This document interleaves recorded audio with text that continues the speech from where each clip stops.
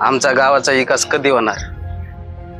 आमचं गाव अस्तित्वात आहे की नाही हेच आम्हाला प्रश्न पडलेला आहे. आम्ही भारतामध्ये राहतो का पाकिस्तानामध्ये विलीन केलेलं आहे तीच काही कळेना मला. दरवर्षी दर 5 वर्षाला गाव आठवतंय इलेक्शन आल्याच्या नंतर.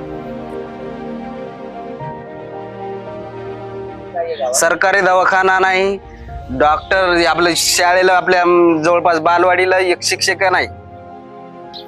पाणी तर अजिबातच आम्हाला माहितच नाही. आम्हाला 3 किलोमीटरवरून आणावं लागतं पाणी. दूषित पाणी पियाचं म्हणलं तर गावातून कुठून पिणार? 6 वर्ष झाले तर आम्हाला रस्ता नाही यार घरी कतई.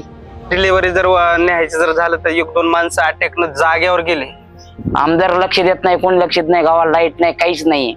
आम्ही सुरेश भायाकडे गेलो, त्यांना म्हणलं बाबा आम्हाला रस्त्याची सक्त गरज आहे, तुमच्याकडून काहीतरी खर्चातून होतंय का?